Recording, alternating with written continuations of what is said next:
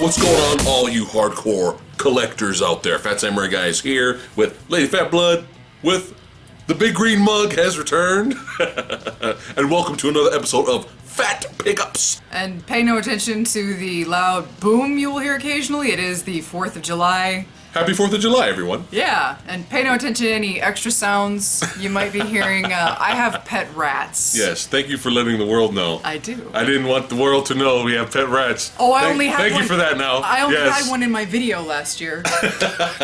You only have footage of you feeding one. They're not wild rats, okay, everyone? People know about domestic rats. Yeah, not everybody. They freak out. Don't make me get Mycroft and put him on your shoulder. No, it's Just okay. saying, a lot of noises aside from us yammering on about our pickups. Yes. So we got a Blu-ray collection update for you, and towards the end of the video, we're going to show you our pickups from Comic-Con that we had out here in Ontario. Action fig and statue collection update as well towards the end of the video. So let's do this. Go! Oh, thanks. Why is it always me that's going first? Because it's fun. Okay, so, we have a bit of 90s, amazing, you know, we started to watch this. Yes. And, we had just come off the high that was Deathwish 3, which is a brilliant I'm gonna talk about that later. It's just an amazing cinematic masterpiece. And, we were really tired, and so we popped this in and we couldn't get past the first 15 minutes. Got it for $4. And watched it the next day, and turns out this movie is fucking brilliant. One of the best pieces of shit you're ever gonna find. Just the quintessential, just 90s tapering off from that 80s vibe of we can get away with whatever the fuck we want. Yes. And I have something to say. We might be making a video. Yes, we might be on this film. Comparing Johnny Mnemonic to a certain cyberpunk dystopian sci-fi future of a remake that was made, an American remake of a Japanese property that was made earlier this year. That happens to star the same actor that's in this movie. One of the same one of the actors, and we might be making a very interesting comparison. Should be fun. We'll see. But yeah, see how that goes. Yeah, got it for $4. Best $4 ever spent. Yeah, couldn't watch it at first, but wow, it ended up. Yeah. All right, so now for anime. Cobra. Wow. Cobra. So a long time ago, my early adventures of discovering anime, I used to go to Blockbuster Video, rent the Professional Go-Go 13, Ninja Scroll, Akira, all that good stuff. When I was very new and just anime blew me away back in the day.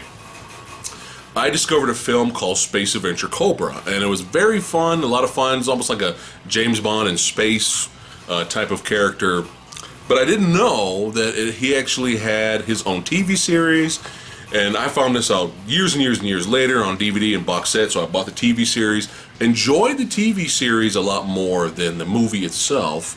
When I rewatched the movie, I didn't have as much fun as I did the first time, but that's because I was spoiled from the TV series. So, this right here, Cobra the Animation Complete Collection, it's 13 episodes, 6 OVAs. It's the TV series right here. And what's cool about this, I haven't watched it yet, is that what they did was they brought it back. They actually gave the series a very brand new, kind of modern look, really cool animation, but it still has the same type of old school drawings. Got the lovely little ass on the front of the cover there. That's how we do it. You got the on the side. You gotta get the lady on the side, the half naked lady. But that's a lot of anime's doing that now. Like they're not re-releasing, but they're bringing shows back. Bringing like shows, JoJo. bringing shows back, or Lupin the Third, and they're bringing shows back, but they're still keeping the classic look that they had in the '80s, which I think is fun. So I had to buy that, so I can't wait to watch it. Ooh. Candy. Hey, well, did you do that on purpose? Bad Keanu, great Keanu. That was on purpose. Now you all know how we feel about this movie. Yes. Love it. Enough said. All right, so I really enjoy the first film. It's one of the best horror anthologies of all time. I kind of just stayed away from the sequel.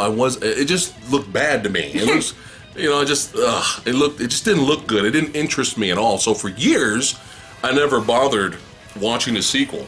Well, the Sexy Sumo, that's right.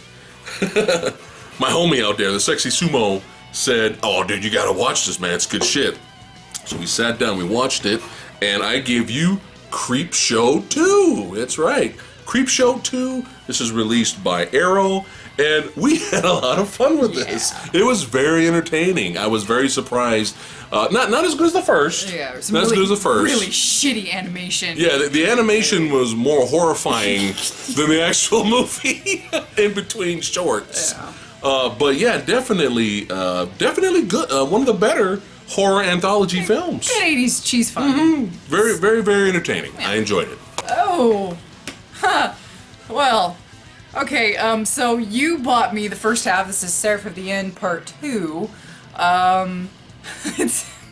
You just bought me the first collection. It was Part 1, just on a whim because it was cheap. And so it's been a while. I barely remember, so I'm gonna have to go back and watch the first half. I don't remember having a problem with it. It's an interesting show. Haven't watched this yet. I kind of fell out of anime mode for a while, but eventually, like my modes in my hobbies. 1 minute I'll be doing one thing, the next minute I'll be back into binge watching anime. So. She would have told me if it was bad. Okay. Yeah, I would have said don't bother. Yeah. Thanks, honey. I appreciate it, but yeah. Yeah. Next time we'll just Hulu it. Yes. But I don't remember there being anything terrible about the first half, so it was enough for me to wait for the second half to go down to a cheap price, and then I just. Now, is it a show about vampires are in there? From what I remember, yes, there are vampires. It's not like the cheesy schlocky.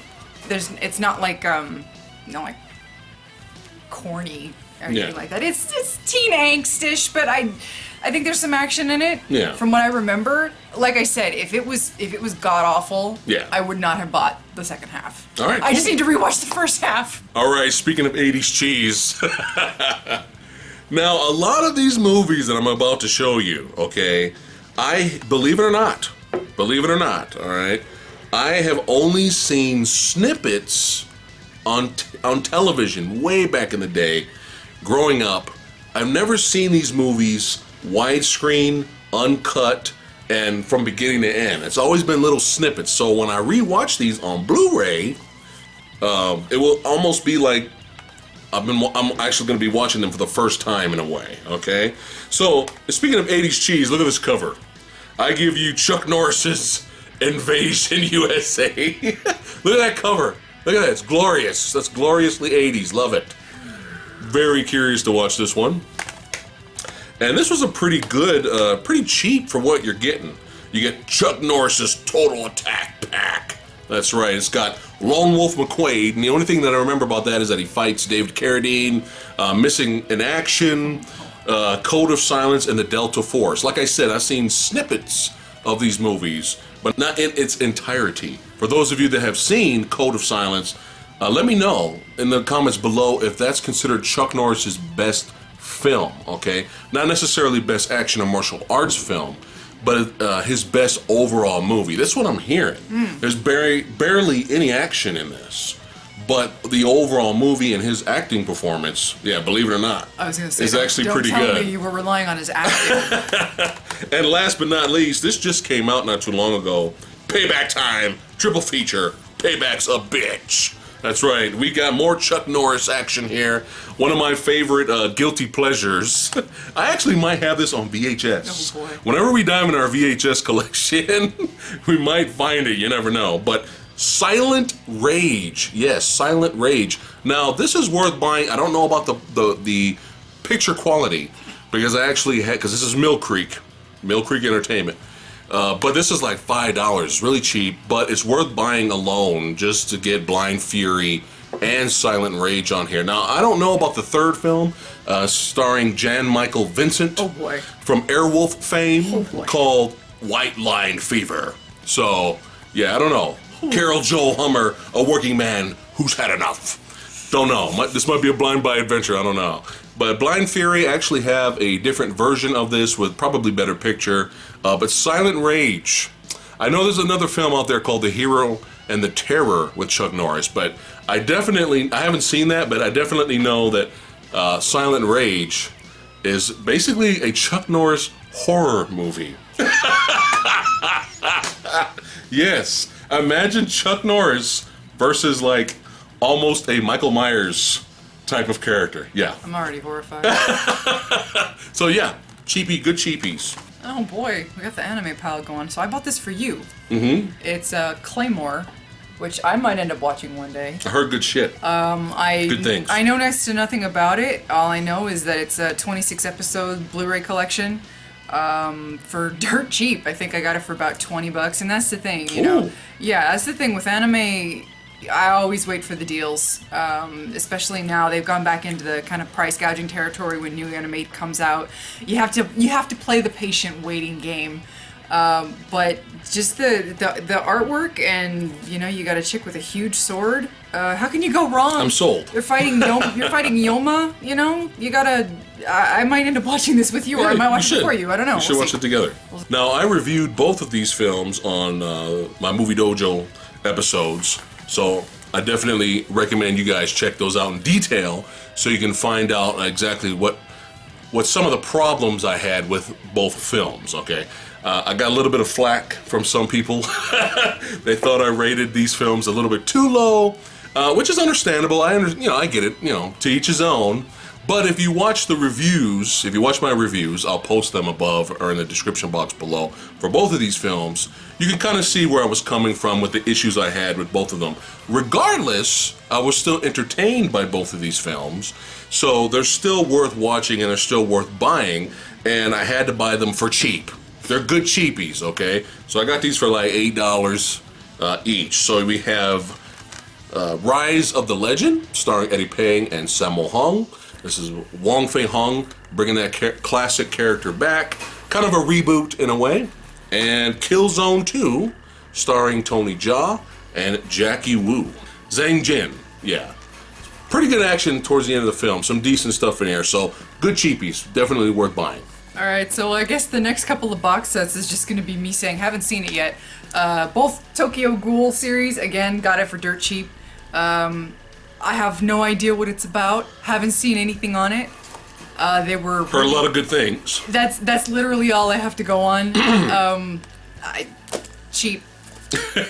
Now, I remember watching this years ago, but I don't remember the movie. I remember it because it's been so long. I remember being entertained by it. I remember it having some pretty cool gore effects. And this is Evil Ed. Yes, brought to us by Arrow. And I'm looking forward to rewatching this again because it's been so long. But I do remember being entertained. But what's cool about this version is that they have the original cut on here, and they have the special edition, get it, on here as well. Kind of a director's cut with more gore. More gore, more violence, more fun. And I remember the practical effects being good too. But I don't remember the movie, it's been so long. But I had to buy it, so Evil Ed. Okay, so again, I've said this before about my love-hate relationship with the anime Fairy Tail. After about 140 episodes, the show kind of went off in its own direction. Not in its own direction, but in a direction where it became so formulaic and so, which I don't really mind story arcs, that's what got me into the show in the first place. But again, when you have 24 episodes devoted to the same set of fights, my brain tunes it out, and after a while I did get very fed up with the show and I stopped watching. But up until that 140-ish episode mark, I loved the show, and again, I am buying the collections, which feature about 24 episodes per box set. So I have here collection 2, 4, 6, and 1, which I believe I have 3, and I think I have another collection, and I don't remember which one. I think so. I must be up to 6 collections now. I don't know. Maybe I have no idea. I have no idea. She's keeping an eye out for the sale. But that's the thing. If she buys them out of order, it's because they're on sale. Exactly. I get them when they drop below the $24 range, and that's where I'm at. And so I think there's collection 5 and 8 that I have left, and 7. 5, 8, and 7, and they're always in the $35 range. I'm like, no, I'm not gonna do it. Sorry, Funimation, not yet. Can't have my money yet. 4th of July. It's a war zone outside. All right, 80s cheese, 80s cheese. We all love our 80s cheese. 80s cheese! So, here we go. Got some Sho Kosugi classics. That's right, the director of American Ninja, our favorite, Sam Furstenberg, that's right, did this film, putting Sho Kosugi on the map as a single star. I give you Revenge of the Ninja. Look at that cover. Look at that classic cheesy 80s cover right there. Revenge of the Ninja. It's going to be fun rewatching these. Again, I remember all three of these films being entertaining, but it's been so long. So I definitely got to rewatch these. I know we've actually got a few requests. Movie Dojo fans actually wanted us to review these, so we might review them as well. Next up is the follow-up. Both of these next follow-ups are from Arrow as well. They released by Arrow and MGM. We have Rage of Honor. All right, that's right. More Kosugi badassness there. And Pray for Death. That's a pretty cool cover. I enjoy that. So, Ninjasploitation, baby, right here. I don't know what to say about this. What? We did a review on it. Yeah. We enjoyed it. Yeah. Got it for dirt cheap. Paid for late. Very entertaining Western. Yeah. It's basically 12 angry men, but in a Quentin Tarantino-esque world where it's just violent as fuck. Really good character study, you know, as you do in Tarantino films. Very entertaining. Whopping, 2 locations? Yeah. You're outside, and then you're inside for the rest of the film. Where is he? Walter Goggins. Yeah, Walter Goggins. Kind of stole the film. And of course Samuel L. Jackson and Kurt Russell. Yeah. You gotta always great. You gotta love it. And what you call too. Yeah, Jennifer Jason Leigh. Yeah. And probably the most tolerable I will ever consider Channing Tatum. Yeah, it's not an action Western, you guys. It's not an action. Don't expect Tombstone. All right. All right. Stop expecting. Yeah. But still very entertaining for what it is. Now, this is another blind buy adventure. I didn't get a chance to review it. I might, I'm not sure. But I found it very entertaining. And it's a film called, released by Shout Factory, called Rolling Thunder. Rolling Thunder, that's right. And it's basically about a Vietnam vet, or Vietnam POW, was in prison for 5-6 years. He finally gets let out. He comes back and tries to adjust to being, in a civilized world, or not civilized world, but becoming a civilian again, and dealing with his wife and his son that he's left behind. And shit hits the fan. His house gets robbed. Stuff happens, and I'm not gonna ruin it for you guys, but he's fucking pissed, and it's revenge time. All right. And the coolest thing ever is that he teams up with Tommy Lee Jones at the end, and it's brilliant. Okay, so yeah, I really enjoyed Rolling Thunder. Might do a review, not sure. Hey, it's one of my favorite films of all time, and the first video review I ever did with you as Fat Blood. It's Mad Max Fury Road. Don't watch the review. Don't watch the video. Jesus.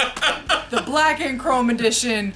I got it for cheap. That first review. Because we actually already own this movie. Yeah, of course, first day purchase. The first review that we did, it was our early review. Ugh. And it's painful to watch. You can watch it if you want, but it's I never really got across the fact that I had only seen the second Mad Max film, The Road Warrior, before I had seen this. You hadn't shown me the first one, then you hadn't shown me Beyond Thunderdome. Right.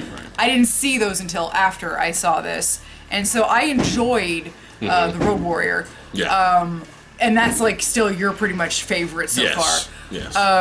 But still enjoy this though. So having seen the second one, when I saw the trailer to this film, something awoke in me.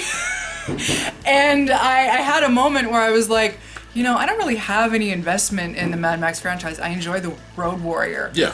But I feel like I have to see this movie in the theater, and this film I absolutely adore. To my heart and soul, I have a mini Mad Max Fury Road poster on my art desk. I absolutely love this film, and it's going to be interesting to see the Black and Chrome edition. Yes. It's going to be a really interesting experience. And we haven't watched it yet, but we'll see. Now, again, going back to my early adventures, diving into anime and discovering it at the old Blockbuster Video, wow, what a difference. I give you Venus Wars. Venus Wars. Had to buy this on Blu-ray. Very entertaining, futuristic anime action film here, and just beautiful, beautiful hand-drawn animation that they don't do anymore. It's a lost art. Yeah. The animation nowadays is very beautiful as well. It's amazing, and it's amazing in a different way. It finally found its stride. Yeah. Yeah. I have a whole opinion about how anime has come a long way. How we hit the pinnacle of hand-drawn animation in the late 90s, and then there was this heavy reliance on computer animation, which was very ugly at first, and it took a while, but now you see TV shows. Yeah, the TV shows, they look like movies. They're absolutely amazing. And then the movies are like, yeah, holy shit. Yeah, but watching, getting to see hand-drawn stuff. Yeah, but this is still amazing for what it is. I mean, you got to imagine, just think about it. People drawing these films or these movies, frame by frame. It's crazy, man. It's crazy. So very, very, very entertaining, futuristic action anime film that I highly recommend. It's going to be fun rewatching this again. You haven't seen it? Nope. Okay.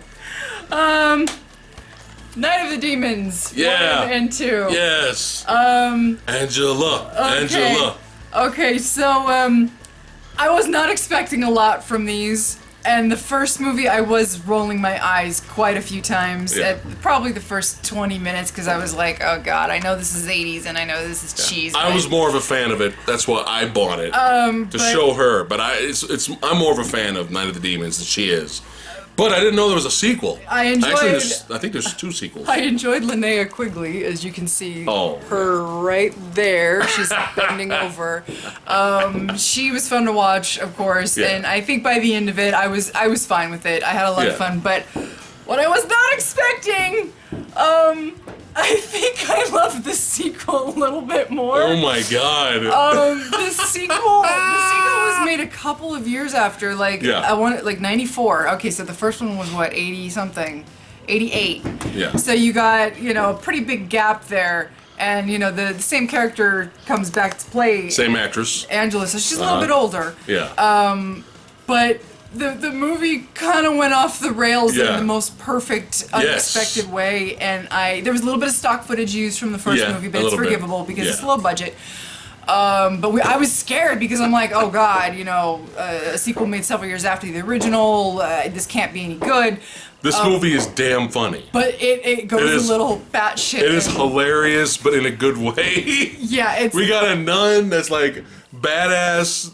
Well, she didn't whip out nunchucks, but she was doing something. It's bonkers, but in a good way. It's hilarious. What was it with the boobs? With which one? The tits. What happened with the boobs? The boobs, guys. The boobs. Because now I'm because there were boobs in the first one, but now you got me trying to remember the special effects with the boobs. I'm trying to remember what happened with the boobs. How can you forget the boobs? The boobs. How can you forget the boobs? You just watch the movie. Just something happens with someone's boobs. Yes. And it's amazing. And it was very unexpected. So amazing that I can't remember what happened. Yeah. Something demonic happens with boobs. All right, so it's probably good we didn't tell them. We don't want to ruin it. Yeah. But yeah, just batshit insane and just hilarious. Very entertaining. I don't know if the third one's any good. Let me know in the comments below if the third one's worth buying, if I should get it or not. Boobs! The boobs! All right. Believe it or not, this is one of those horror films that I've always wanted to see for years. I heard nothing but good things. I'm assuming this is another batshit insane horror film, but that's a lot of fun. But we have from Scream Factory, we have Motel Hell. So this is going to be a lot of fun watching. I mean, look at that cover. Got a guy in a pig mask or actual pig head on his face with chainsaw. Yeah, Motel Hell. So I'm expecting some fun, some goofiness here. One day. The joys and one day we'll finish it. Trauma of getting into TV series. Final season of Penny Dreadful.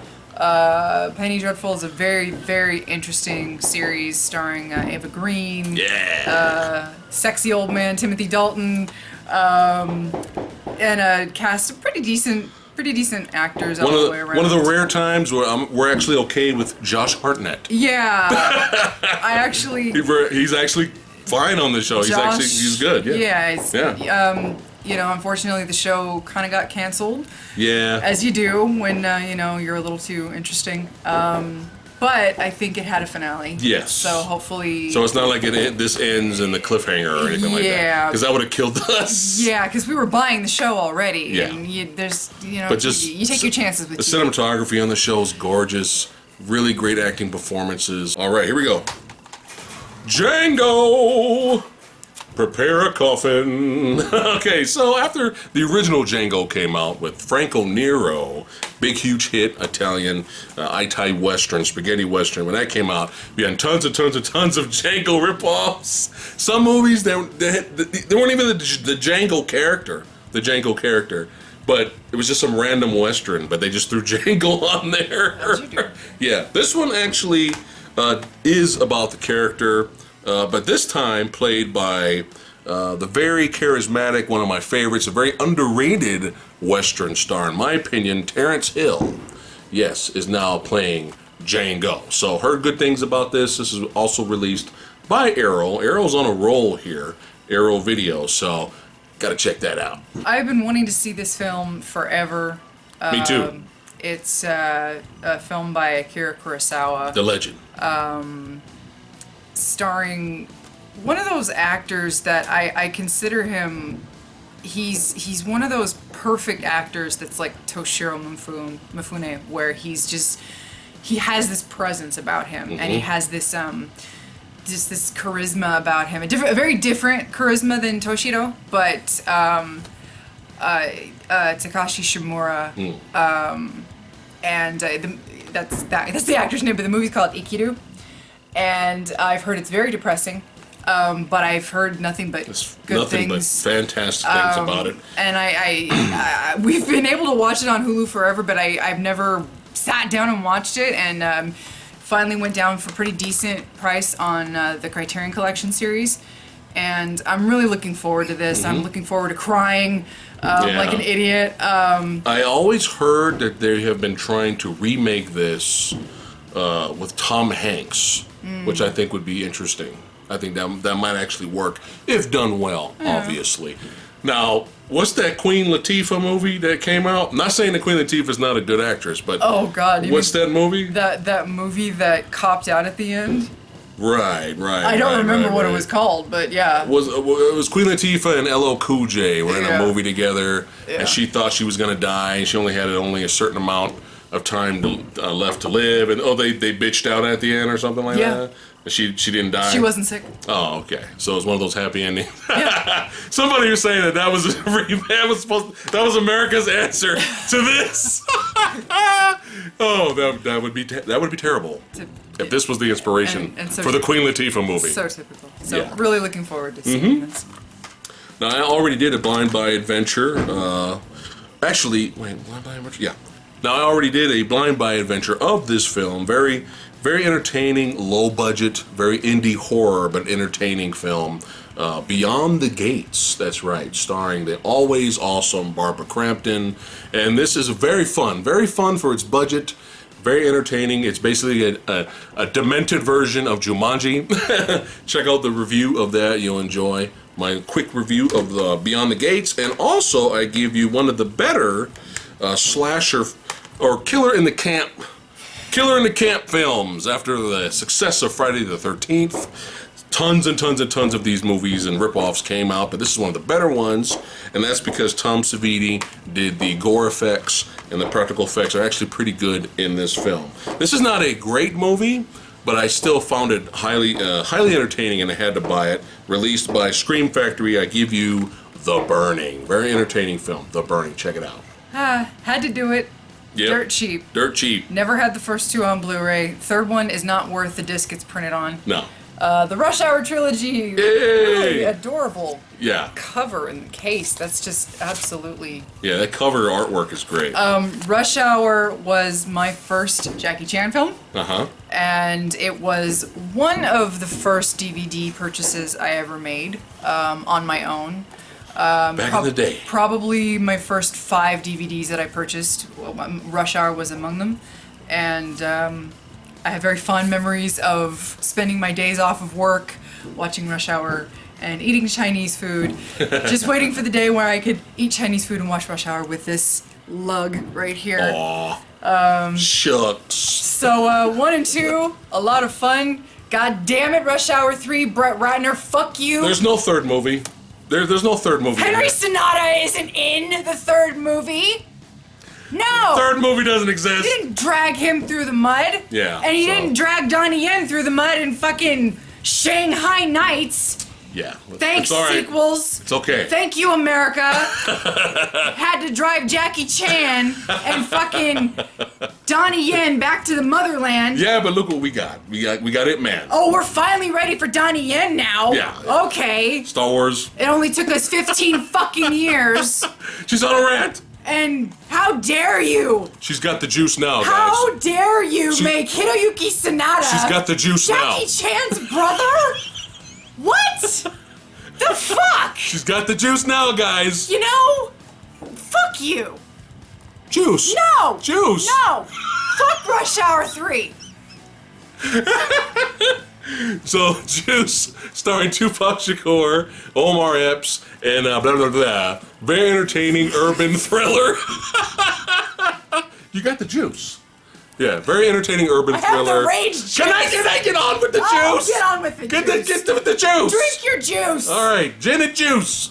Yes. So, very entertaining urban thriller. Highly recommend this. And obviously, Tupac steals the film, so had to get some juice.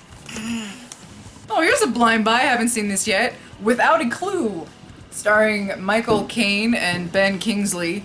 It's Sherlock Holmes. It looked fun, so I bought it Movie. for her because she loves Sherlock Holmes. I love Sherlock Holmes.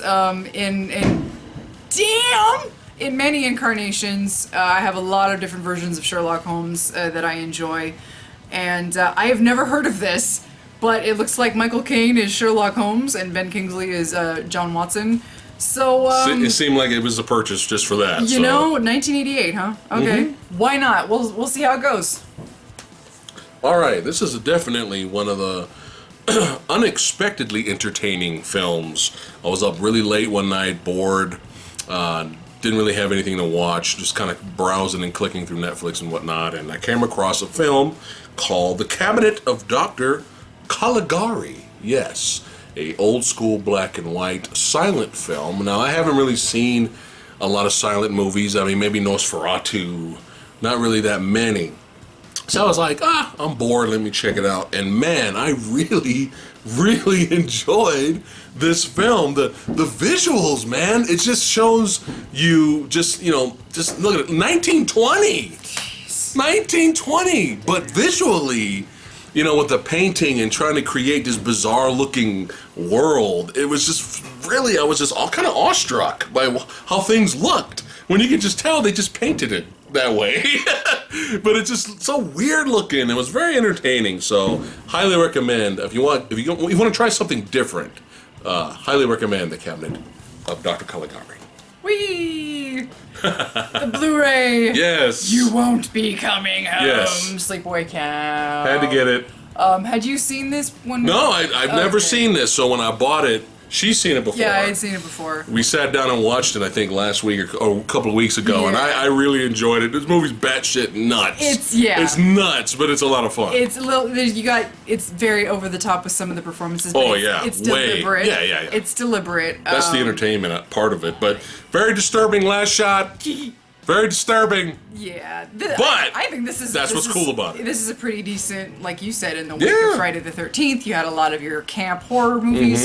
I enjoy this one very much. I don't know about the sequels. Yeah, you told me to stay away from those, right? Those are freebies at best, and even then you have to be drunk. All right, finally had to wait for the price to go down. Again, from Scream Factory.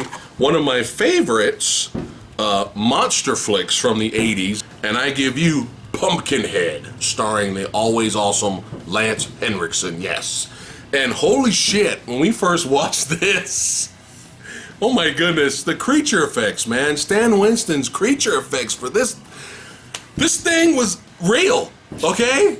This was real. There was a guy in the suit. I don't know if he's on stilts or what, but it was just some big, huge monster thing just walking around the kitchen. Just walking around inside the house. It's freaky, man. Seeing something that big and the way it can move. And it wasn't like it was on wires and shit. And just walking by the window. Could you imagine something like this just walking by your window? What is this, like 12 feet, 14 feet tall? I mean, it's ridiculous. My only complaint with this, which would, I would give it this like a 4.5, is that the gore. Is this an R-rated movie? It should be. It didn't feel like an R-rated movie.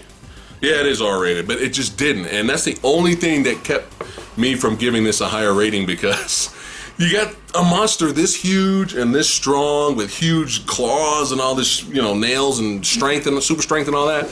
And we need some really good gory kills, man, like crushing the head, just pops, ripping heads off. Let's have some fun, man. But it felt like a very soft R. Yeah. So that's my only complaint, but still, very good monster flick.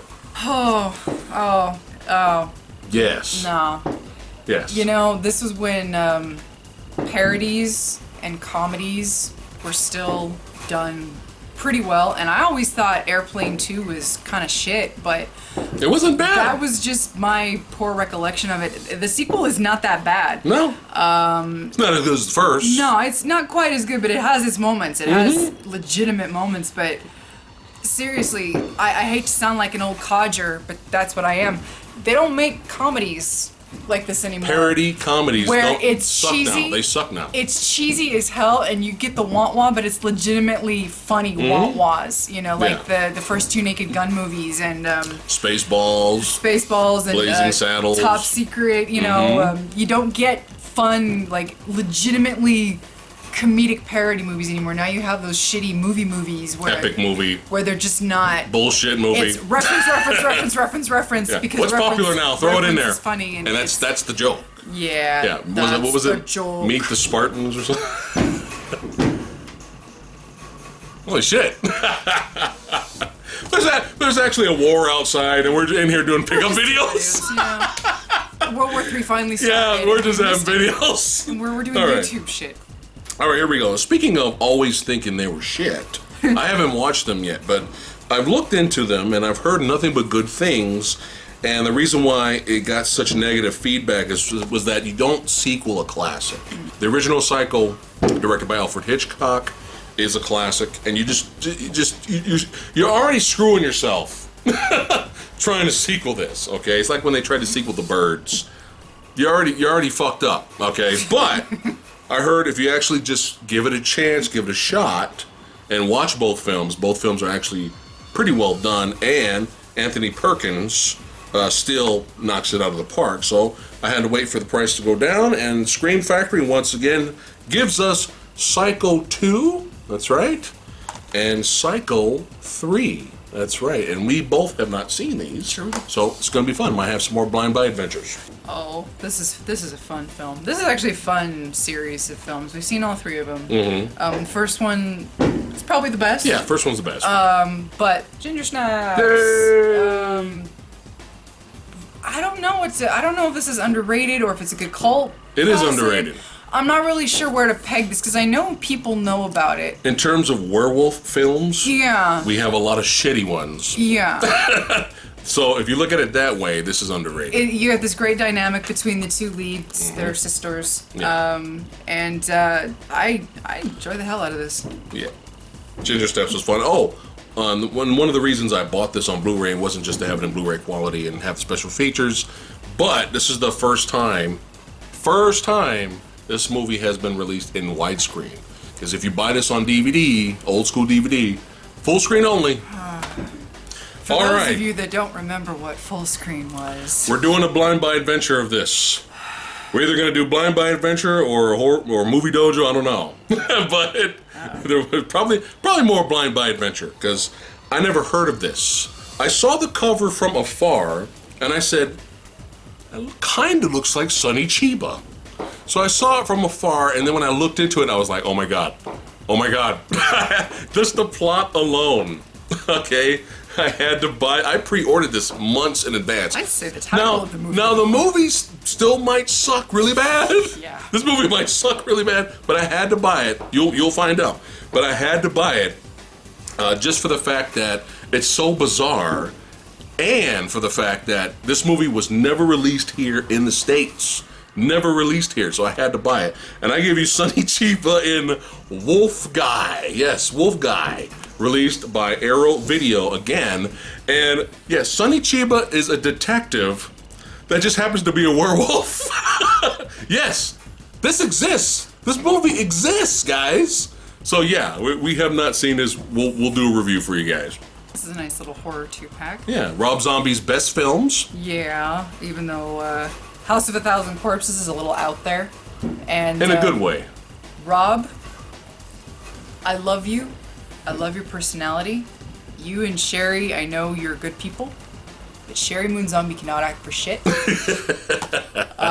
She squeaks by in The Devil's Rejects, which is the very gritty, grounded sequel to House of a Thousand Corpses. You want to talk about in my opinion, The Devil's Rejects is Rob Zombie's best film. Yeah, you want to talk about a complete 180 in terms of tone. Yeah. This is a very fantastical horror film. Very bizarre imagery, very bizarre premise, and then you got this, which is straight up grindhouse. Yeah. Gritty, ugly, uncomfortable. Yeah. A lot of uncomfortable stuff happens in The Devil's Rejects. Really good ending. Enjoyed the ending of Devil's Rejects. But yeah, I remember I didn't really like House of a Thousand Corpses the first time I saw it, but then I think it grew on me. But I instantly enjoyed The Devil's Rejects. But I'm sorry, Sherry, you can't act for shit. I'm sorry. We know why she's there. I am sure you are two of the nicest people on the planet, but stop. Please, stop. Again, many years ago, I was bored. Okay, I was bored. I didn't know what I was watching. All I saw was that William Dafoe was in it. I like William Dafoe, and Walter Hill, my boy, directed, The Warriors, did this film. I didn't know what I was getting into. Started watching it, and I was just like, why am I watching this? Like every 5 minutes, I was like, why am I watching this? And I kept watching, and I kept watching, and by the end of the movie, I was like, no, why do I like this? I shouldn't like this movie. This is not a Fat Samurai Guy film. But for some reason, I ended up liking this movie, and I'm embarrassed. It's a guilty pleasure. Oh. We've all had worse. 50 Shades of Grey. No, I'm just kidding. I give you Streets of Fire. That's right, Streets of Fire. And God dang it. It's not that bad. It's not, but it's just not my kind of movie, It's- but I just ended up enjoying this. It's like an 80s Warriors companion piece is essentially what the film feels like, because it's the same director. Yes. It feels like something that would happen in the universe of the Warriors. It just got music in it. Yeah. It's not like the Warriors. Yeah, it's not like the Warriors, but it feels like it could happen in the same universe as the Warriors. The whole point that she's trying to make is that there's really no time period. Yeah. This is not like the Warriors. It's not really set, even though the Warriors kind of looks like the 70s. Yeah, clearly the Warriors was made in the 70s, and clearly this was made in the 80s, but the feel of both films is it feels more in the future, but also it feels like it could be at any time. Yeah, there's no set time period. And it's very which I think threw a lot of people off. Yeah, and it's because not there's a lot of 50s, 40s esque themes. Yeah. But with 80s pop music. Yeah, and like the Warriors, it's an exaggerated atmosphere, an exaggerated universe where these exaggerated characters exist. Yes. And so it's nothing like the Warriors. I like it, damn it. It wasn't that bad. I'm sorry. I enjoyed it. Yeah. It was, and I hate musicals. Yeah. I hate musicals, but it wasn't that bad. It's not a musical per se, where it's like Beauty and the Beast musical. It's just got songs either in the background or because the female's in a band, she'll sing. That's really it. So the singing kind of made sense. It's not like, when Wichita fights William Dafoe at the end, they have the big gang fight or whatever. It's not like they stop and start singing and dancing Grease style. Okay, it's not like that. But yeah, it's a guilty pleasure. I enjoy it. Another Adventures in Blind Buying, Nightcrawler, starring Jake Gyllenhaal. Heard nothing but good things. $4 Blu-ray purchase. That's, and a lot of, that's what it boils down to, cheap. Because we're cheap motherfuckers. Oh, we're smart. All right. This is my first full moon feature purchase. Another movie I got for cheap. H.P. Lovecraft's Lurking Fear. That's right. Don't know anything about it. Maybe we might do a blind buy adventure. We may not. But curious, down for the horror film. So speaking of horror, this is just great, right? Yeah, here. this is a nice little Well Go USA Scream Factory. Yeah. Is it a conjunction? They've included the Scream Factory version of Phantasm 2. So it's a collection. It's a Phantasm collection box set, if you can see without the glare. And it comes with a booklet and a poster. Is that what's going on here? Yep. Really enjoyed the first one. All 5 films are in this set. Haven't seen the last one yet. Yeah. It's an odd duck, I admit it. It's an odd series. It's entertainingly odd. Yeah, but this Angus Scrim. Yeah. He's the reason to keep going. Yeah, man. the tall man. He's just got a great presence. He's one of those classic, iconic. And one of the most bizarre heroes in the series. Balding in the middle. Former ice cream truck. Hair on the side, but he's got a 3-barrel shotgun, so we'll forgive it. We'll forgive it. Reggie was his name, I believe, right? Very bizarre choice for a hero, but we went with it, so it's fine. Yeah. Now, is this entertaining? I had to get in. I know. I'm not saying anything. All right, I had to wait for the price went down. I've heard this movie is shit. I heard this is probably the worst in the series. Is what I'm hearing. So, Underworld Blood Wars. Yeah, god dang it. Stop making these movies. I should probably stop buying them too. Still enjoy the first one for what it is. The second one's entertaining, but I was surprised by the third one. The third one, in my opinion, is my favorite. Rise of the Lycans is the third one, and in terms of story and just interest factor, yeah, you don't have the guns, you don't have the martial arts and stuff, but it was just very interesting prequel to the series. And I enjoyed the third one the best, but the CGI werewolves is unacceptable. They look like shit. That's the only thing that it's kind of like I Am Legend with Will Smith.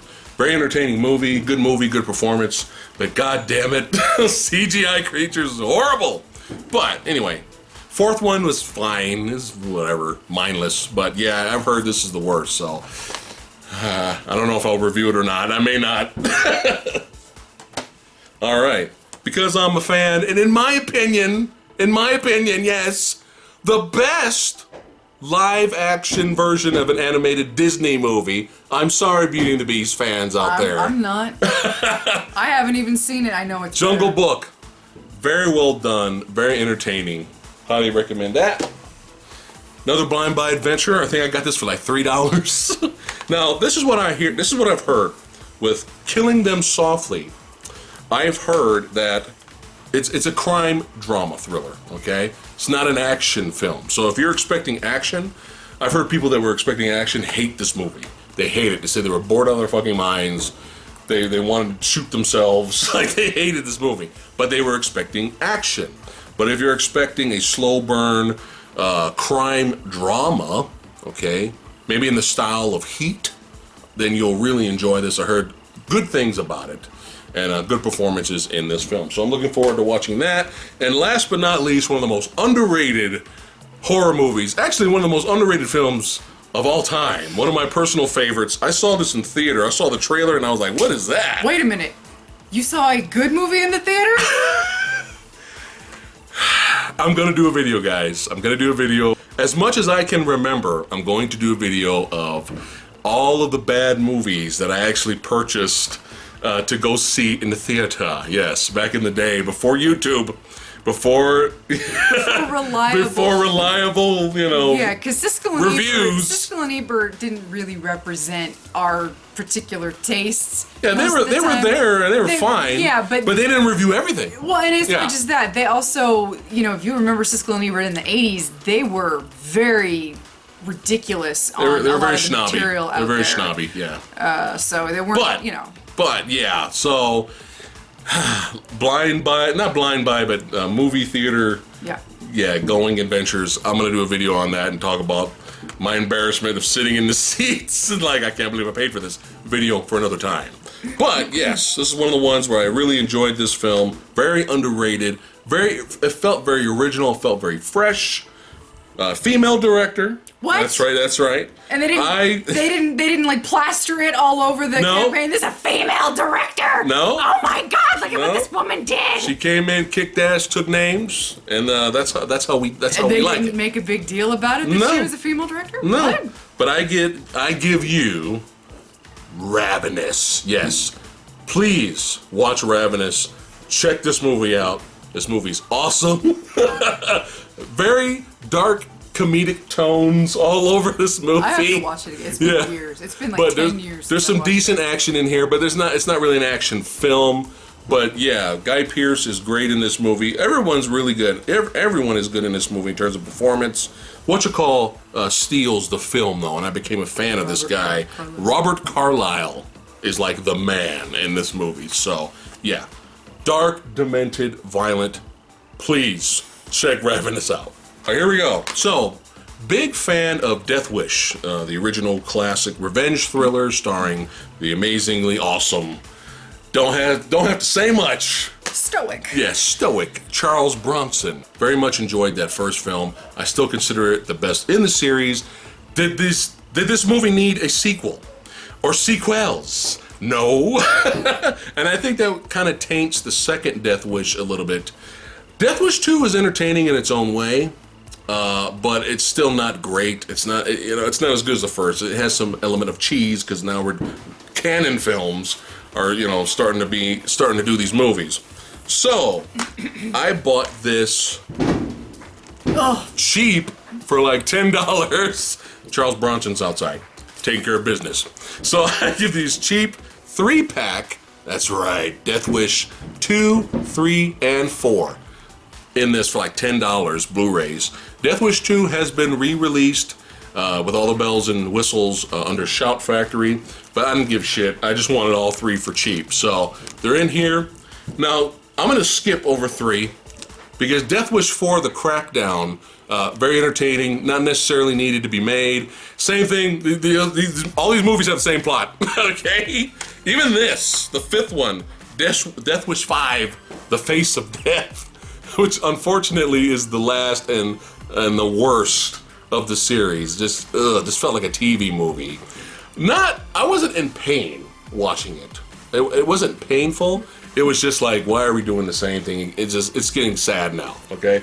But the main reason why I wanted all of these was not just to own them, but somebody recommended, there's a Fat Samurai guy, you and Lady Fat Blood have got to check out Deathwish 3. It's amazing. So I was like, okay. Holy shit, did we make a mistake not filming us watching Deathwish 3? Wow. Well, we might review it. I don't know. We might review Deathwish 3, but holy shit, Deathwish 3 is so amazing. It is amazing. It might be canon's perfect B movie. It might be the perfect action B movie. I don't know. But it's so cheesy. It's so bad. Huge body count at the end. We're grabbing bazookas from behind the couch. We didn't know that was there to blow up bad guys. I mean, we're buying a car to park outside the front of our apartment so that hopefully someone will try to rob it. So that way we have in our defense, we can go down and shoot that person. I mean, just like what? We have the whole city cheering for murder. Yes, kill them all, Charles Bronson. I can't put it in words right now. We'll have to do another video. We have to do another video. And if we don't, if you like cheesy B movies that are over the top, I'm talking about over the top gangs, gang war in the streets. There'll be like 30 gang members that can't shoot worth shit, that are worse than stormtroopers, and you got a little old, probably 60-year-old Charles Bronson with one pistol, just shooting twice, 3 times, and all 30 of them fall down.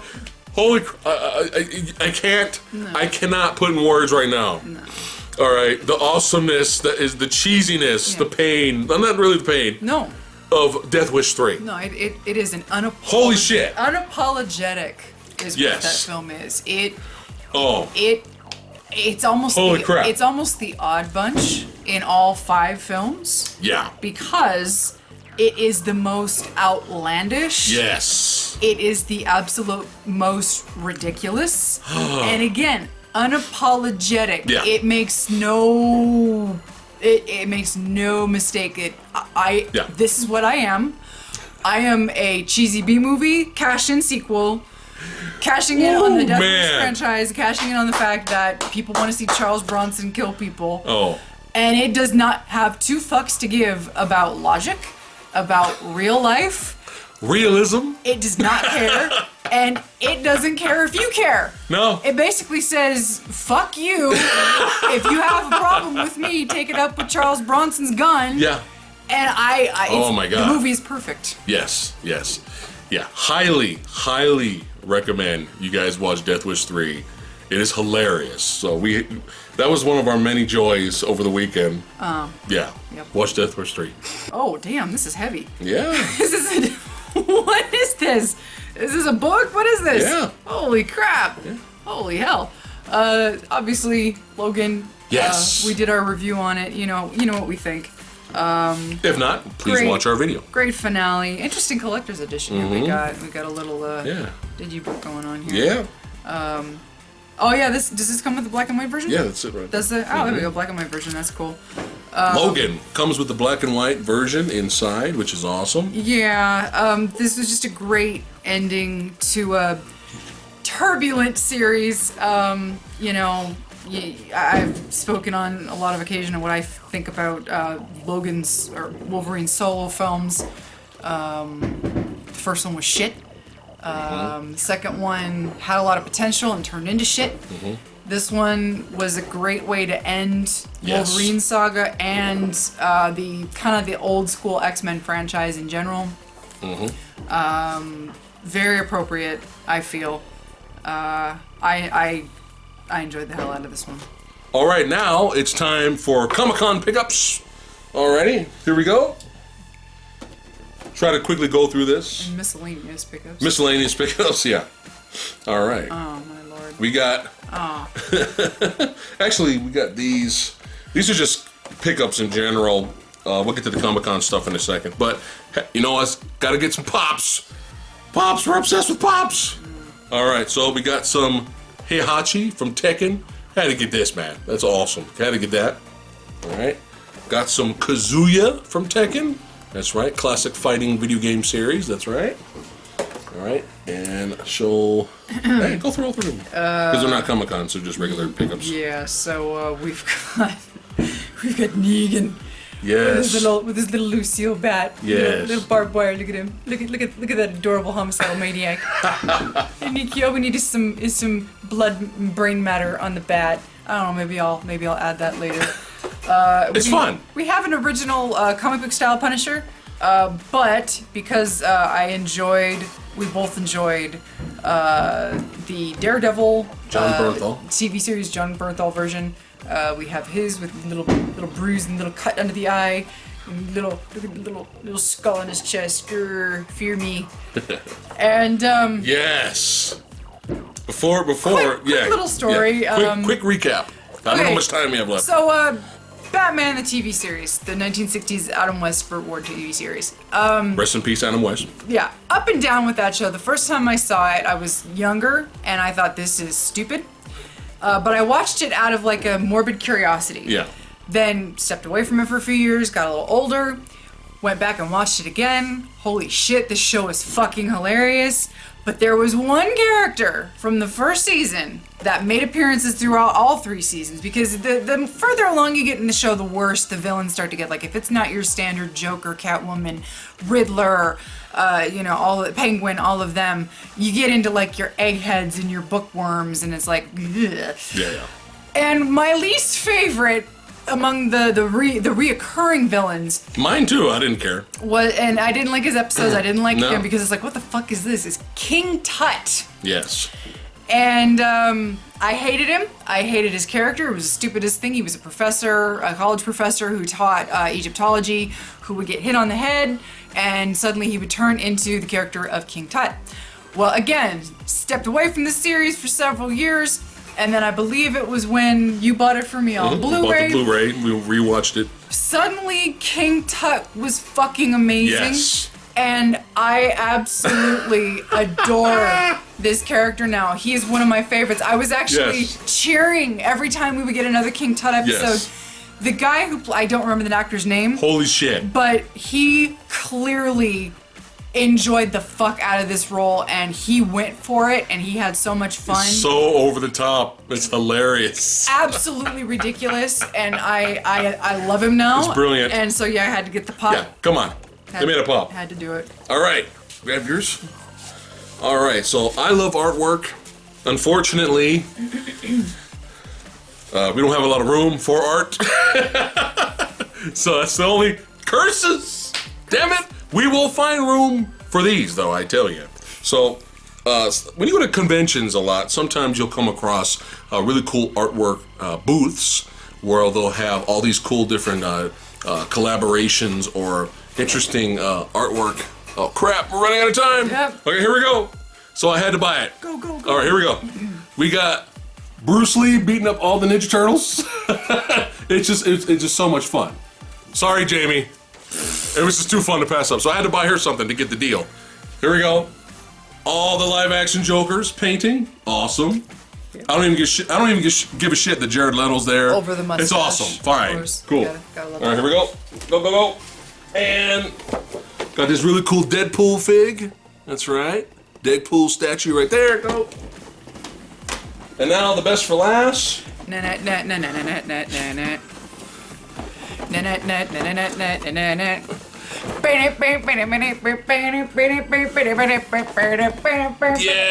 Raphael. That's right. Yeah. From the first movie, 1990, the first and best movie. Look at the faces. Yeah. They're exact. The details great. They're absolutely exact. Raphael has the scar on his face. These are absolutely amazing figs. So whenever we get a chance to, we got Leonardo on the way. We're waiting for Mikey, and then we'll do an we'll do an unboxing. We'll display them and show you guys in detail the video. But we're running out of time. The battery's about to die. So that's it for our haul today. Let us know. That's it for today's episode of Fat Pickups. Let us know in the comments below if you guys have any questions on our recent haul. We'd like to thank all you guys for watching. We laughing at. We'll see you guys next time. Peace. Boom. Share, subscribe. Like, share, subscribe. What was it with the boobs? What happened with the boobs? The boobs, guys! The boobs! The boobs and The boobs! I'm boobs. Boobs! The boobs! How could you forget the boobs? Boobs! Yeah. Boobs! The All right. boobs! The boobs! And welcome to another episode of Fat Pickups. And we're gonna go What he said.